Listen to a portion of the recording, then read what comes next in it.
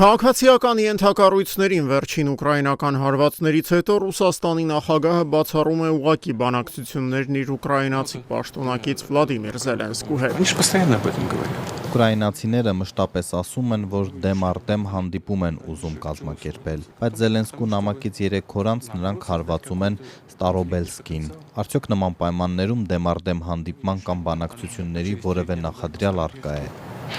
Ну что же здесь, какие же предпосылки для личных встреч и переговоров?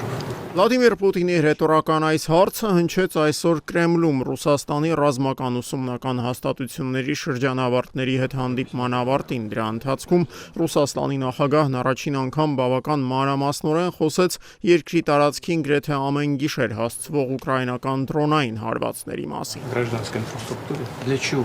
Ну, раскачать. Ինչ նպատակի են ծառայում քաղաքացիական ենթակառույցների ուղղությամբ այդ հարվածները, ապակայունացնել մեր հանրությանը։ Բնական է, որ նման ծավալուն աջակցության պայմաններում, երբ ամբողջ արևմուտքը նրանց համար է աշխատում, երբ ահռելի ծավալներով անօդաչու թռչող սարքեր են մատակարարվում, փորձ է արվում որոշակի անվստահություն հաղորդել Ռուսաստանի զինված ուժերի գործողություններին։ Բայց այն ամենը, ինչ կատարվում է ռազմաճակատում, նրանք փակագծերից դուրս են թողնում։ А то, что на фронте, они как за скобки выносят. Իսկ ռազմաճակատում ըստ Պուտինի տարբերություն թիկունքի ռուսական կողմի գործերն ավելի լավ են ընթանում։ Նրա խոսքով ռուսական ուժերն ամենամոտ ապագայում գրավելու են Դոնեցկի մարզի Կոնստանտինովկա քաղաքը։ Ռուսաստանի նախագահի պնդմամբ երկրի զինված ուժերն արդեն իսկ քաղաքում են, իսկ ուկրաինացիների պաշտպանությունը օջախային բնույթ է կրում։ Այս տեղեկություններն ի դեպ նախորդին հաստատել էր նաև BBC-ն բրիտանական լրատվամիջոցի տեղեկություններով, մինչև պատերազմը շուրջ 80,000 բնակիչ ունեցող Կոնստանտինովկան այժմ գտնվում է այսպես կոչված գորշ գոտում։ Դա նշանակում է, որ հիմնական ուկրաինական ուժերը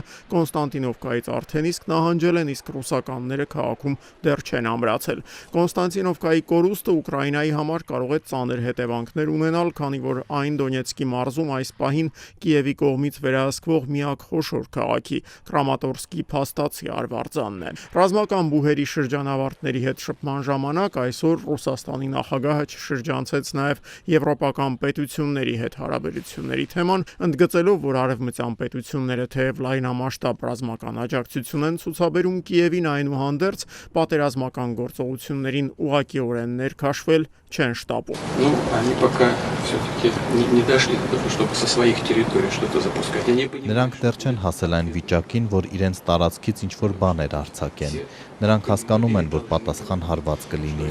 Они понимают, что будет ответный удар. Ուկրաինայի շուրջ վերջին զարգացումներին այսօր անդրադարձավ նաև Ռուսաստանի արտգործնախարար Սերգեյ Լավրովը։ Ռուսաստանյան դիվանագիտության ղեկավարը այսօր ընդունեց, որ ուկրաինական հակամարտությունը վերջ տալու ամերիկյան ջանքերը ըստ էության տապալվել են։ Я не хочу даже подозревать, что Չէի ցանկանա կասկածել անգամ, որ Ալյասկայում անցած տարի կայացած գագաթնաժողովը կամ եվրոպական առաջարկները զուտ ժամանակ շահելու եւ ուկրաինացիներին վերազինելու նպատակ էին հետապնդում, բայց ունենք այն, ինչ ունենք։ на деле получилось так, как получилось. Ռուսաստանի արտգործնախարարի խոսքով գոնե այս պահին պաշտոնական Մոսկվան շարունակում է կենտրոնացած մնալ այն խնդիրների վրա, որոնք հրատապ են ռազմի դաշտում, այլ ոչ թե բանակցությունների սեղանի շուրջ։ Դրա հետ մեկտեղ, ըստ Լավրովի, բանակցությունները բացառված չեն, ճիշտ է Մոսկվայի նախապայմաններին համապատասխան։ Мы готовы разговаривать с Киевом. Մենք պատրաստ ենք խոսել Կիևի հետ այնպես, ինչպես նախկինում էինք պատրաստ։ Մենք պատրաստ էինք նրանց հետ խոսել Ստամբուլում 2022 թվականին։ Մենք պատրաստ ենք վերսկսել այդ բանակցությունները այն կետից, որում դրանք ընդհատվել են։ Мы готовы их возобновить в любое время, на той точке,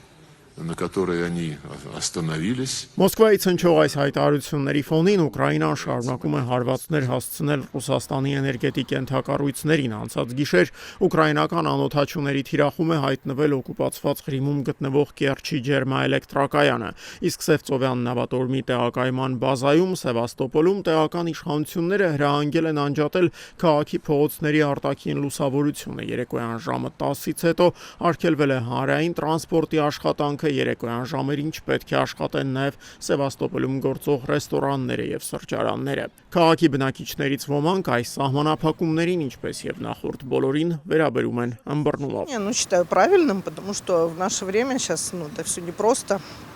Как бы защита города прежде всего.